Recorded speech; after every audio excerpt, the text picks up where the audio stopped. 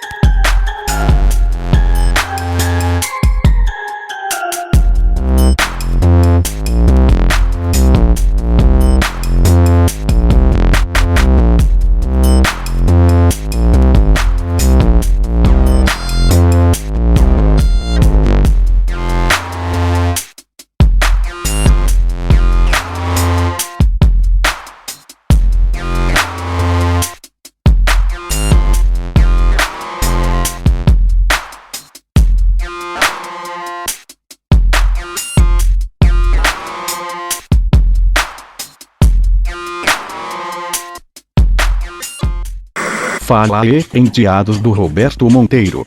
Cheguei novamente, embrasadão de champanhe, para trazer a retrospectiva do Vasco 2019. Esse ano que tinha tudo para ser de mais um rebaixamento na conta do Vascão, mas no fim das contas, conseguimos permanecer na primeira divisão e garantir uma vaga na Sul-Americana 2020. Antes de serem anunciados os primeiros reforços para 2019, tivemos algumas baixas no elenco. Um dos primeiros a deixar o Vascão foi o goleiro Martim Tiamo Silva. Confesso que caiu um suor hétero dos meus olhos quando fiquei sabendo da notícia. Nunca imaginei que o camisinha João Tex deixaria o Vasco. Ele era o tipo de pessoa que tinha uma grande identificação com o clube, e infelizmente a vida tem dessas. Martim Silva atuou por 5 temporadas no Cruz Maltino, onde foi bicampeão carioca, e deixou o Vasco rumo ao Libertad, do Paraguai. Não sei por que você se foi, tantas saudades eu senti, e de tristeza vou viver, aquele adeus não pude dar. Bateu, pegou! Pegou o Martim Silva de novo! Mais um a deixar a colina foi Desabato. O volante argentino aceitou a proposta de um clube japonês, e nessa negociação o Vasco faturou 3 milhões de reais. Por outro lado, tivemos a contratação dos primeiros presentes de Natal. Ribamar, atacante de 21 anos, chegava para ser reserva de Maxi Lopes. Ribapé atuava numa equipe egípcia. O dono dessa equipe não gostava do jogador, porém o técnico Alberto Valentim insistia em manter o atacante como titular, e certa vez Ribamar fez 2 gols e garantiu a vitória da equipe. Então o presidente do clube demitiu Valentim, o técnico veio parar no Vasco, e ainda trouxe Ribamar em seguida. Impressionante, cara. Ribamar é sem dúvidas um dos piores jogadores que já atuaram pelo Vasco, e para piorar, o contrato dele só se encerra em 2020. Caraca. Eram anunciados também Raul Cáceres, lateral que vinha por empréstimo do Cerro Porteño. O jogador tava tão aloprado para vir pro Vasco, que até desembolsou $50 mil para ser emprestado. Cláudio Vinck, também lateral, estava no Sport, e assinava por 2 anos. Se você pensa que os presentes de Natal acabaram, calma aí, isso é só a ponta do iceberg. Agora vai uma lista de outros jogadores que assinaram com o Gigante da Colina. Felipe Bastos, volante emprestado por 1 ano pelo Corinthians. Ian Sané, meio-campista emprestado junto ao Coritiba. Danilo Barcelos, lateral esquerdo. E Lucas Mineiro, volante, eram mais 2 jogadores emprestados ao Cruz Maltino. Depois de tanto empréstimo, enfim uma contratação. Bruno César, mais conhecido como Calvo César. Com um contrato de 2 anos, tinha a missão de ser o novo armador da colina e distribuir no mínimo 5 assistências por jogo. Mas não passou de uma ilusão. Todos já sabem o fim da história, me iludiu mais que a Morena. Depois de anunciar os reforços para a temporada, a diretoria vende o jovem Evander Hazard por algo em torno de 8 milhões. Na estreia da equipe em competições oficiais na temporada, o Vasco vence o Madureira no estádio Conselheiro Galvão por 1-0 pelo Campeonato Carioca. Com destaque para o golaço do cara de traficante, que mandou esse chute colocado sem chances para o goleiro. Mais um jogador era contratado para integrar o elenco, desta vez Cristiano Rossinaldo. O atacante foi cedido por 1 ano, sem custos, por um clube chinês, porém o Cruz Maltino pagaria parte do salário e terá a opção de compra ao longo do contrato. No primeiro clássico do ano, diretamente de Brasília, em partida válida pelo Carioca, o Vasco deu aquela sarrada de lei sobre os advogados. O gol do jogo foi marcado por Picafu, em cobrança de pênalti. Foi nessa partida também que aconteceu esse lance inacreditável do Ribamar. O atacante ficou com a sobra de bola e na hora de cometer o crime, se enrolou todo e perdeu o gol. Parabéns! Na estreia da Copa do Brasil, o Vasco viajou até a Bahia para enfrentar o Juazeirense. O Cruz Maltino pulou na frente com esse gol de Ansané. Porém tomou a virada dos donos da casa, deixando a partida dramática. Entretanto, no apagar das luzes, Maxi Lopes deixou tudo igual e classificou o Vasco para a próxima fase. Pense num jogo nervoso, meus amigos. Apenas o Botafogo havia caído na primeira fase. Se tivéssemos feito também essa proeza, ia ser um dos maiores vexames da história. Lamentável. Voltando as atenções para o Campeonato Carioca.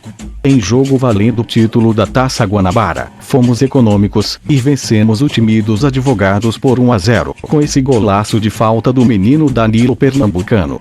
Não tem jeito, Fluminense é freguês demais, não tem mais graça, a gente só ganha. É melhor eu indo parar de zoar as flores, antes que seu time de advogados entrem com recurso e derrubem o vídeo. Na segunda fase da Copa do Brasil, o Gigante da Colina elimina o Serra por 2-0, no estádio Kleber Andrade no Espírito Santo. Os gols da classificação foram marcados por Lucas Mineiro e Ribamar. Em jogo válido pela 4ª rodada da Taça Rio, o Vasco conhece sua primeira derrota da temporada. A Cabofriense acabou vencendo o jogo por 2-0, e quebrando uma invencibilidade de 13 jogos do clube no ano. Na terceira fase da Copa do Brasil, o Cruz Maltino elimina o Avaí com placar agregado de 4-2. Em meio a isso, a diretoria anuncia mais um pacotão de reforços. Nesse pacote vinham inclusos jogadores de destaque do Bangu, o volante Marcos Júnior, vulgo cabelo de boneca. E também o meia-atacante Jairinho, que tinha um leque de dribbles parecido com o de Cristiano Ronaldo. Pelo menos era isso pelos vídeos que vi, mas dentro de campo, o jogador demonstraria se merecia a titularidade ou não. Porém pintavam outros nomes em São Januário, muito conhecidos no futebol brasileiro. O goleiro Sidão, vindo de empréstimo do Goiás. O arqueiro vinha com a missão de não deixar passar nem sinal de Wi-Fi, mas todos sabem que o maluco é igual uma peneira, passa tudo. Valdívia, mais um que chegava por empréstimo. Conhecido na mídia como Pucolindo, porém de lindo não tem nada. Chegava para ser titular, com características ofensivas e um cartel de golaços semelhante a de Messi. Após perder a final do Carioca para as rubro-negras, o técnico Alberto Valentim não resiste e acaba sendo demitido. Já foi tarde, espero ver nunca mais esse protótipo de técnico no clube. Nunca foi técnico e foi o responsável por trazer o Ribamar para o Vasco. É verdade. Em São Januário, Vasco vence Santos por 2-1, mas é eliminado na 4ª fase da Copa do Brasil, por ter perdido o jogo de ida por 2-0. Após ser dispensado pelo Vasco, Thiago Galhardo assina com o Ceará. Eu particularmente achava um bom jogador, porém moscou na função, e acabou ficando fora dos planos do clube. Na estreia no Brasileirão, o Cruz Maltino apresenta um futebol irreconhecível e acaba sendo goleado por 4-1 para o patético Paranaense. Com apenas 1 ponto em 9 possíveis e amargando a lanterna do Brasileirão, Vanderlei Luxemburgo é anunciado como novo técnico do Vasco. No primeiro jogo sob comando de Lucha, o Vasco empatou em casa com o Avaí por 1-1. Em uma rescisão amigável, Maxi Lopes comunica sua saída do Vasco. O atacante foi muito importante no Campeonato Brasileiro do ano passado, quando ajudou o Vasco a fugir do rebaixamento, mas não repetiu o mesmo rendimento em 2019. Maxi Lopes atuou em 38 partidas com a camisa do Vasco e marcou 11 gols. Na 8ª rodada do Brasileirão, o Vasco conquista a primeira vitória no campeonato por 2-1 no Internacional em São Januário. E na rodada seguinte, veio a segunda vitória consecutiva no Campeonato Brasileiro. A vítima desta vez foi o Ceará. O Cruz Maltino saiu vencedor com um simples 1-0. Mais um jogador era contratado para integrar o elenco. Marquinhos chega ao Vasco após defender o time de aspirantes do patético Paranaense. Pelo Furacão, conquistou o título do Campeonato Paranaense, recebendo o prêmio de melhor jogador da competição. Apesar da conquista individual, o meio-campista não conseguiu conquistar espaço na equipe principal, treinada na época por Thiago Nunes, por divergências táticas. Esse ano o planejamento da diretoria foi muito mal elaborado. Ao todo foram contratados quase 20 jogadores, e poucos se tornaram titulares. Ao decorrer do ano, foram também contratados Richard, volante que chegava por empréstimo do Corinthians. Cleiton, atacante, mais conhecido como Diogo Nogueira da Deep Web, era mais um que chegava por empréstimo. Felipe Ferreira, atacante emprestado junto à Ferroviária. E para terminar as contratações, temos o volante Fred Guarim, que no fim das contas, foi um dos poucos que encaixou na equipe e espero muito que fique para a temporada do ano que vem.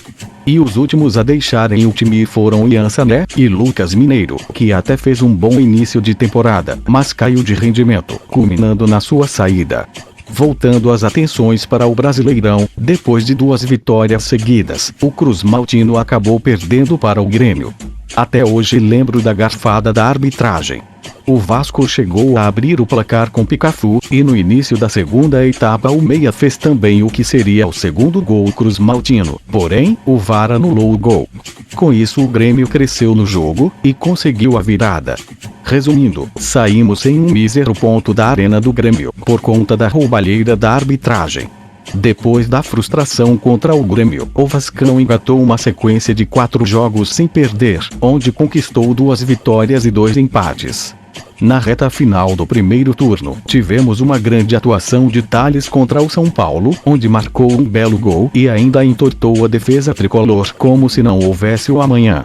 O jovem prodígio voltou a ter uma grande atuação diante da Chapecoense. Na última rodada do campeonato, o atacante marcou o gol da vitória para o Gigante da Colina. Tales foi um dos destaques da base vascaína na Copa São Paulo para menores infratores. Luxemburgo percebeu o talento do atleta e trouxe para a equipe principal. Esse moleque tem muito futuro. Menos de 1 bilhão na negociação com os Europa nem comemoro. Tá bom. No retorno do Brasileirão, o Vasco empatou em casa por 1-1 contra o patético Paranaense. Na 25ª rodada, com apoio da torcida, o Cruz Maltino derrotou o Fortaleza com gol de Pikachu de pênalti. Destaque também para essa lambreta sensacional executada por Tales, o moleque é zica mesmo, ainda causou a expulsão do marcador. Perfeito!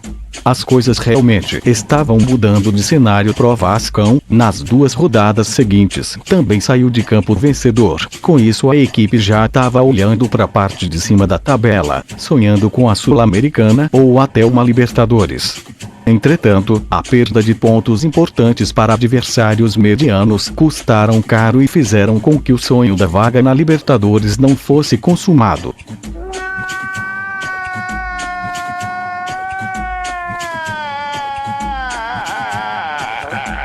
Em novembro, a torcida fez uma das maiores demonstrações de amor ao clube, e como uma associação em massa, se tornou o clube com mais sócios no Brasil. Atualmente somos mais de 184 mil associados.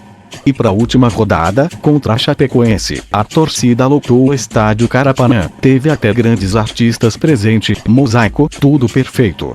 Mas aí, dentro de campo o time vacilou e levou um gol no último minuto da rebaixada Chapecoense, deixando a vitória escapar. Não podia terminar diferente. A torcida sempre cumpre a parte dela, apoia, faz festa. Só que dentro de campo, nem todos os jogadores demonstram raça. Lamentável. Fim de temporada. Vasco termina o campeonato em 12º lugar com 49 pontos, garantindo a vaga para a Sul-Americana 2020. Em 38 rodadas pelo Brasileirão, o Gigante da Colina venceu 12 partidas, empatou 13 e perdeu 13. 39 gols marcados e 45 sofridos, terminando com um saldo de -6. Somando todos os jogos e competições da temporada, Pikachu e Marrone terminaram como artilheiros, ambos com 9 gols. Essa temporada tinha de tudo para terminar em mais uma tragédia. Mesmo no início do campeonato, muitos já davam como certo o rebaixamento do clube, porém o Vasco mostrou sua força, driblou suas dificuldades e conseguiu terminar a temporada dignamente. Tá certo que não era como queríamos, mas degrau por degrau, vamos voltar ao lugar que o Vasco realmente merece. Luxemburgo comunica que não será mais técnico do Vasco. Ou seja, 2020 começaremos tudo do zero novamente. Vascaíno não tem paz mesmo.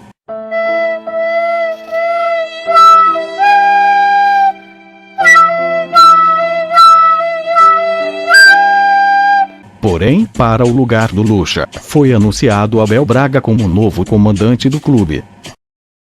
Antes de terminar o vídeo, queria lembrar de algumas pessoas importantes na história do Vascão que nos deixaram. Eurico Miranda, o ex-dirigente vascaíno, não resistiu à batalha contra o câncer e acabou falecendo aos 74 anos. Tá certo que você pode não gostar do Eurico, mas não podemos deixar passar despercebido o quanto esse cara brigava pelo Vasco. Não deixava ninguém desrespeitar o clube. Quem não lembra da antiga treta que ele tinha com a Globo, inclusive colocou o logotipo do SBT na camisa do Vasco para provocar a emissora. Thales, atacante vascaíno vítima de acidente de moto. Em 2013, lembro que o Thales fez 2 contra o Goiás pela Copa do Brasil. Naquele momento vi que esse moleque teria um grande futuro na instituição, mas infelizmente o destino foi trágico. Outro que também partiu foi o ex-lateral esquerdo Coronel, de 84 anos, que defendeu o Vasco de 1955 a 1962. Ele ficou conhecido como o principal marcador de Garrincha. Que todos os saudosos citados nesse vídeo descansem em paz. Seus serviços prestados ao Vasco e ao futebol jamais serão esquecidos.